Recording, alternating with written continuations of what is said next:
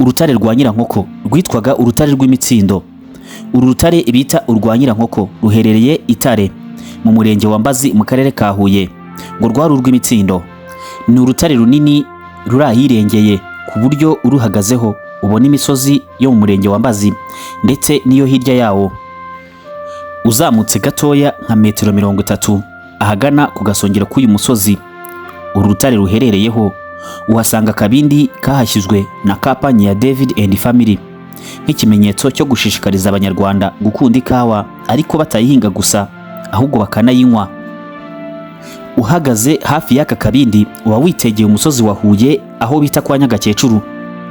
Ntabwo byoroshye kubona abantu bakuze bazi amateka y'uru rutare, kuko aho ruherereye nta bantu bakuze bagihari.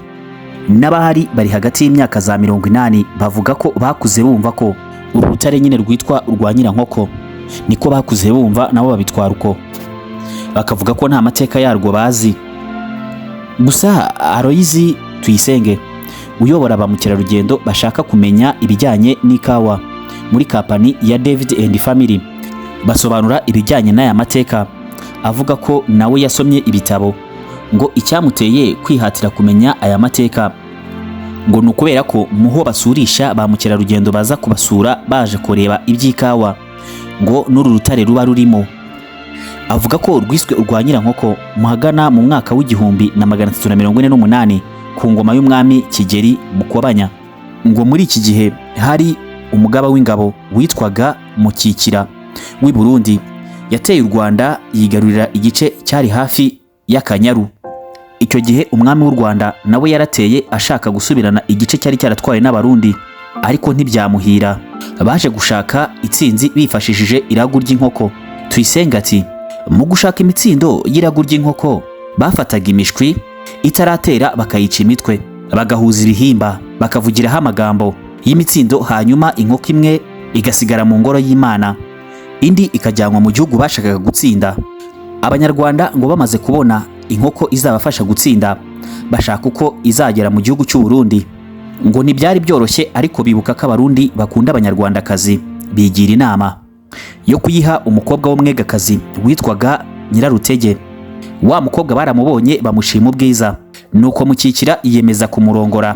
Bagiye kuryama nijoro ngo yamuseguye ya nkoko, nuko imitsindo yarimo ituma apfa. Mu gitondo Abarundi basanze umutware wabo yapfuye, bica wa mukobwa kuko batekerezaga ko nta wundi yazize. Mu Rwanda nabo bamenye ibyabaye, bagaba ikindi gitero, noneho baratsinda. Mukikira yashyinguwe ku rutare rwa Kivumu ruri hafi y'Akanyaru, naho Nyirarutege we ashyingurwa kuri uru rutare rw'Itare, dore ko rwari hafi y'aho bene wabo bari batuye. Uru rutare bashatse kurwita Nyirarutege, ariko kubera bibutse ko yari yatwaye Imana y'inkoko barwita urwa Nyirankoko. Uri hejuru y'uru rutare rwa Nyirankoko ubona inzira zo kunyuramo ugana ku gasongero karwo uruturutse munsi, cyangwa uruvaho ugana ku gasongero k'umusozi ruriho. Hari n'icyicaro gicukuye mu ibuye rimwe kimeze nk'intebe yegamirwa ndetse n'igisoro. Tuyisenge asobanura ibingibi agira ati mu Rwanda abegakazi bavagamo abagore b'abami, hafatiwe kukuba Nyirarutege nawe yari umwegakazi. Abami bimaga u Rwanda bazaga gushakira itsinzi ibatsindira abanzi kwa Nyirankoko. Icyicaro kihaboneka ngo ni cy'umwami yicaragaho bari gutegura uko bazatsinda. Igisoro cyo ngo ni Ruganzu Ndori wakihasize. Ku musozi wa Tare hafi ya rwa rutare hari amabuye umuntu yakwitiranya nk'amakoro. Tuyisenge avuga ko ari inkamba, ni ukuvuga ibisigazwa by'ubutare byasigaraga abantu bari gukora amacumu n'imyambi. Ngayo nguko amateka y'urutare rwa Nyirankoko. Ibi bimenyetso tuvuze n'ubundi biracyahari. Wahasura, gaherereye mu karere ka Huye mu murenge wa Mbazi. Wahagera nawe ukirebera ukihera amaso. Ndetse SF Media turabasezeranya ko ubutaha tuzabagirayo tukabereka bino bimenyetso neza. Wowe kora subscribe gusa na like na share, ushyireho na comment, tuzakubere. Stay on touch. Nge nari kubw'Imana Jean Claude mwabanaga muri kino kiganiro. Ndabakunda.